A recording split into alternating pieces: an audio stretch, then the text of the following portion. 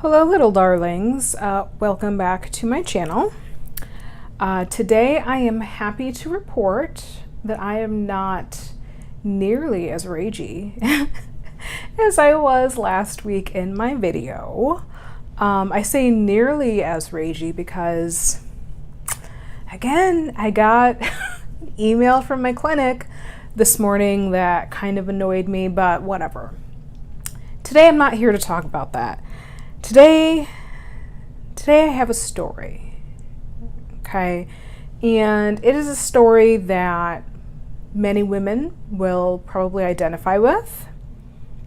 And it's a story that is not talked about nearly enough. It's a tale of blood and gore and horror. You're really keen on this, aren't you? Okay, so my story today is about my most recent experience with WANDA. You might be thinking to yourself, who that is? I don't know why I just said that. Who's WANDA? I've never heard of such a person, or maybe you have. In the fertility community, the probe that they use to do a transvaginal ultrasound is lovingly referred to as WANDA. Get it? Like a wand? WANDA. It's pretty clever. I can't take claim on that. So, a transvaginal ultrasound is exactly what it sounds like. It is the ultrasound probe, which looks shockingly like a penis.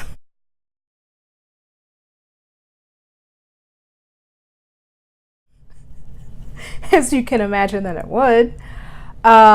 They insert it into your vagina, and they do it that way because they can get a better look at your ovaries and your uterus and all that, as opposed to doing it from the outside. You can't get as good a look because when you're not pregnant, all of your reproductive organs are way down low in your pelvis. Okay, so I'm sure it was some dude came up with this penis-like wand that goes into your vagina. Okay. So you're thinking, if you've never had this done, you might be thinking to yourself, ooh, that's kind of weird. It gets weirder. So, if you have never had any kind of fertility workup, or if you have, then you know exactly where I'm going with this.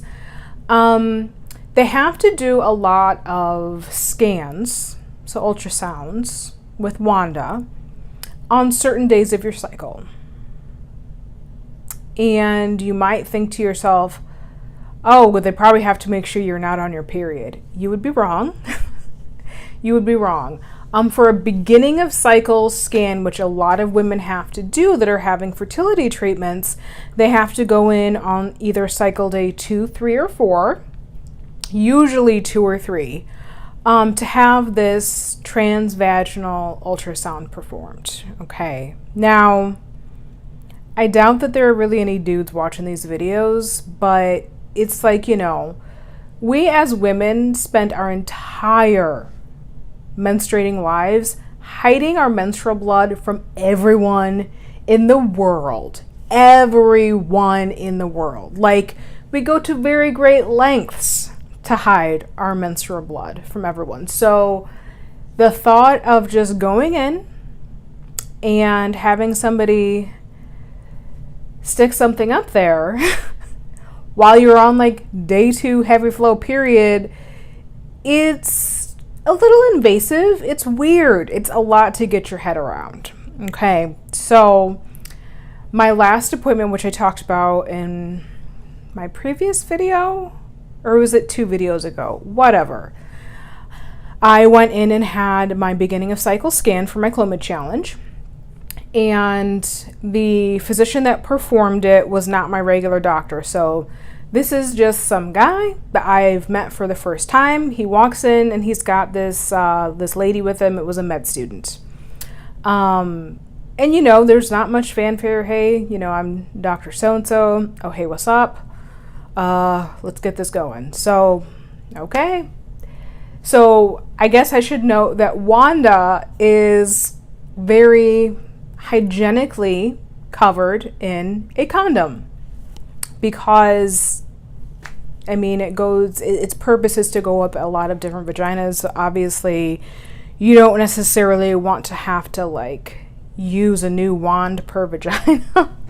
So they cover it in a condom because that's what they do. So he comes at me with WANDA, and it's fine. Like, it's not, at least in my experience, it's not super uncomfortable. It's just weird. It's just really weird and like, okay, can we get this done? So when he's done, he removes it. Now, I've had lots and lots of cycle day 2 transvaginal ultrasounds done in my life. Okay.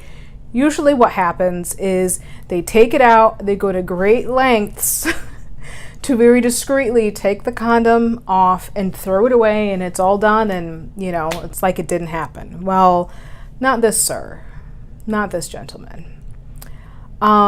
So when he was done, he was kind of talking about a game plan and like why we do things the way we do, whatever. And so he's talking. And so he's facing me. And then the med student was like standing next to me facing him. So there, we were a triangle. Okay.